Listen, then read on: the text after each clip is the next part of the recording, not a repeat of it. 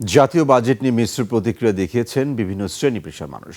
কেউ কেউ জনবান্ধব ও গণমুখী বললেও অনেকে এই বাজেটকে ধনীদের স্বার্থ রক্ষার বাজেট বলেছেন। বাজেট নিয়ে সাধারণ মানুষের মাঝে অতীতের মতোই তেমন কোনো আগ্রহ দেখা যায়নি। প্রতিনিধির তথ্য ভিডিওতে আরও জানাচ্ছেন সমর ইসলাম। নগদ নিয়ে এলো হার না মানা হার অফার। সর্বনিম্ন 10,000 টাকা রেমিটেন্স নগদে পাঠালে থাকছে স্বর্ণের হার জেতার সুযোগ। জাতীয় বাজেটকে স্বাগত জানালেও চট্টগ্রামের ব্যবসায়ীরা বলছেন, দেশের অর্থনীতিকে আরও গতিশীল করতে বিনিয়োগ বান্ধব পরিবেশ, কর অবকাঠামো সরলীকরণ এবং ব্যবসার ব্যয় কমানোর দিকে বিশেষ গুরুত্ব দিতে হবে।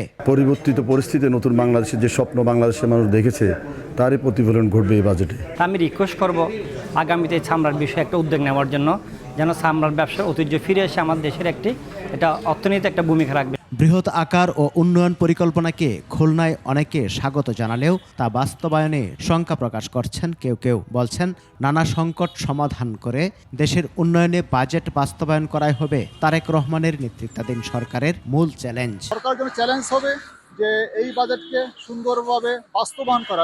বাজেট নিয়ে মিশ্র প্রতিক্রিয়া উত্তরের জেলা রংপুরেও। রংপুর চেম্বার অব কমার্স একে গণমুখী ও জনবান্ধব বললেও অনেকে একে ধনীদের স্বার্থ রক্ষার বাজেট বলেছেন। বৈষম্য থেকে যেন আমরা বের হয়ে আসতে পারি, এটাই আমাদের প্রত্যাশা। কৃষকদের যেন জীবন, তাদের উন্নয়নের জন্য ভাবা হয়, তরুণ যুবকদের যেন কর্মসংস্থান সৃষ্টি হয়। বাজেট নিয়ে মিশ্র প্রতিক্রিয়া জানিয়েছেন ময়মনসিংহের সাধারণ মানুষও। শিক্ষা, স্বাস্থ্য, চিকিৎসা এগুলোতে বাজেটগুলো যেন সঠিকভাবে বাস্তবায়ন হয়। নিত্য প্রয়োজনীয় দ্রব্য যেমন চাল, ডাল, তেল, শিশু খাদ্য এই ধরনের পণ্যগুলি যেন জনগণের ক্রয় সময়ের ভিতরে থাকে।